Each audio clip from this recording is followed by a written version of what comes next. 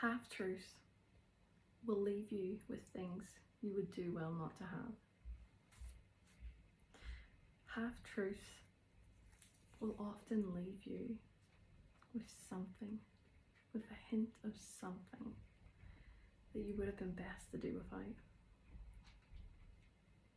I was reading today in Genesis, and we're looking in particular at Sarah. And what I believe God was telling me was that half-truths will leave, especially temptation, in its wake. Not just for the moment of half-truth, but also for further up the line. There will be a temptation to go beyond even what you did back then.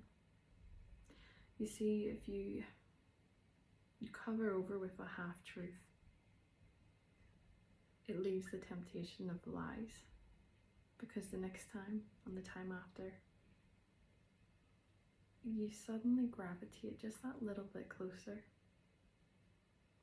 You suddenly find yourself right in the middle of the river.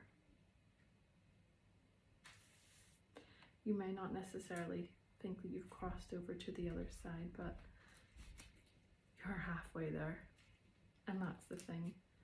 What is really the difference between half and another half? It's very small. So we're looking at Genesis chapter 12, verse number 16.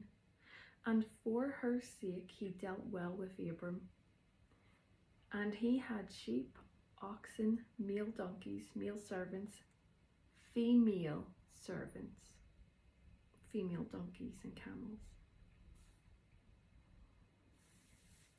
All the things that were given female servants from Pharaoh in Egypt. Reading also in Genesis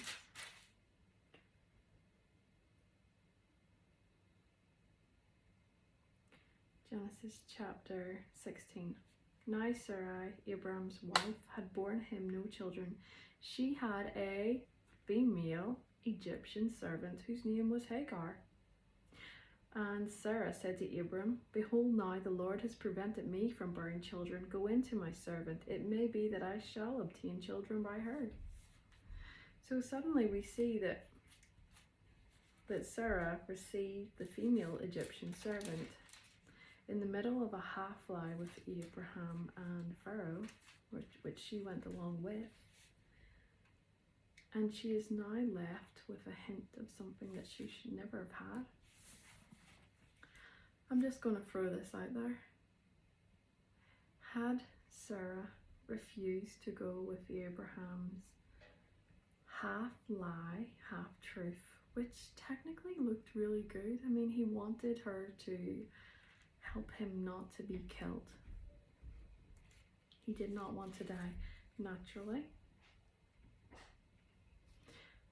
Chapter 12, verse 12. And when the Egyptians see you, they will say, This is his wife.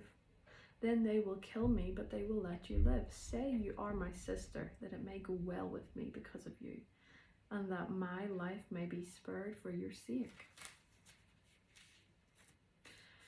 Yes, it's easy in hindsight to say, oh, Sarah, if only you had known to have more faith in God, or to encourage Abraham to have more faith in God, that God would protect you, God would protect Abraham.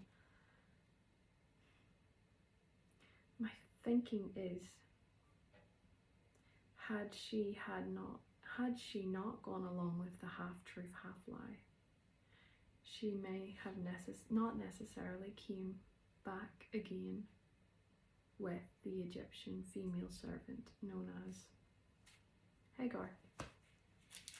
Not that we're blaming this on Hagar by any means, because Hagar was likely a slave who had little choice in any matter concerning her own life.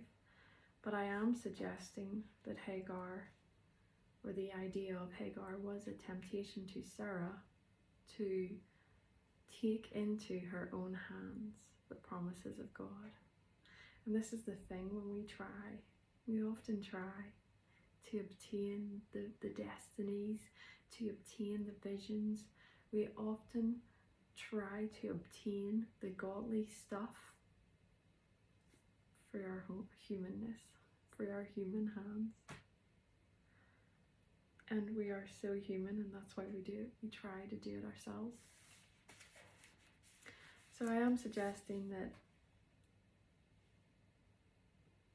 it's actually really interesting. Why did she pick this one? Why this one? Was this the only sleeve that Sarah had? Was she the most beautiful slave? Was that an attempt to in some way entice Abraham? Because let's be honest, Abraham didn't have any male heir, which wasn't great for him. But let's be honest, in this time and in this place, this looked real bad on Sarah. This looked real bad on Sarah. And as a matter of fact, this was Sarah's entire future. This was her retirement plan. I mean, it's one thing for a man not to have an heir when he dies. He will not see the consequence initially, or he will not have to live through that consequence. My question is, my thinking is, did Sarah conceive in her mind the potential future that she may have had to endure? A barren widow with nothing to her name. A barren widow with no protection, with no food, seriously, with no home, with nothing to her name. This woman was desperate. Naturally, desperate. So I just wonder, did Sarah choose the most beautiful Egyptian slave that she had, the youngest, beautiful, it's a little bit enticing? Was she trying to secure her own future?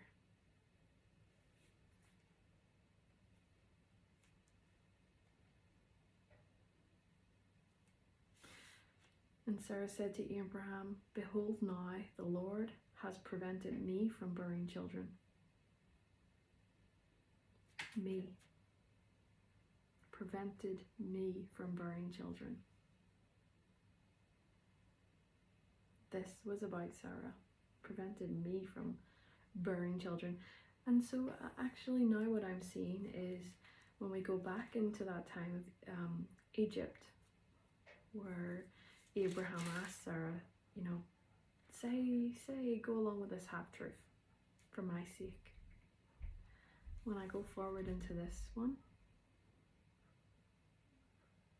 she is now asking him to partner with her in her idea. He was trying to save himself. She is now trying to save herself.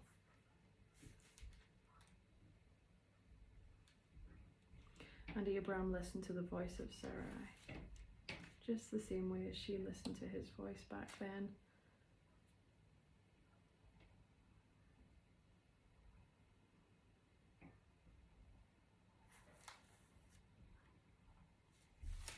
That's just my thinking. My thinking is, look, it's so easy for us to go along with a half-truth, especially when it seems right. Especially when it seems right. When it seems like this is a good idea. It's got a good stamp on it. To save Abraham's life, that's got a good stamp. And vice versa. To save Sarah, it's got a good stamp.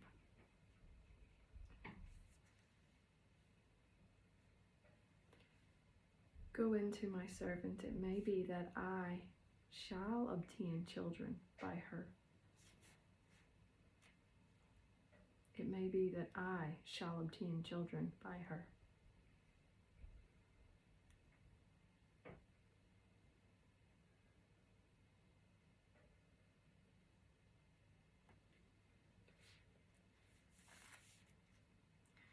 So my question would be, are we partnering in half-truths? And what kind of an effect, what kind of a imprint, what exactly do they leave behind that can actually cause an obstruction in our future? Was this an obstruction in her future? Yes. Yes. Not only for herself, but also for her son and for many generations to come. And this is all coming from the effect of a half-truth, half-lie. Just a little compromise, just a little something, right? Kind of true. Father God, I just thank you for what you do reveal to your children. I thank you that you are quick to speak to us. You do desire to guide us, to guard us, to protect us, because you love us. I just pray, Father, that you will heavily highlight where we have or when we do see these opportunities to speak only half-truth, to say a half-lie, because it's detrimental to us. And it may just be detrimental to your very future. I don't want any compromises in my life. I don't want any obstructions in my future, not by my own hand, Father. I pray, God, that you will really make light, that we may fully see, fully understand, not take things lightly, but fully see.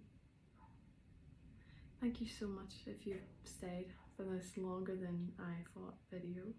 This was a short originally, but God just has something to say. And if you've stayed the entire length, please leave a comment, leave a like, subscribe to the channel, where I like to give some prophetic things out of what God's telling me. Yeah, this was an interesting one. I did not see this coming, but I just felt like God was highlighting it today. This morning when I was reading, I just,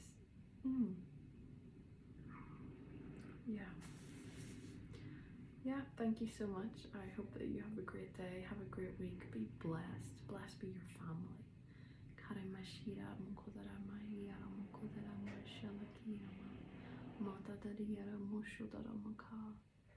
Positioned like raspberries on a cake. I have no idea why.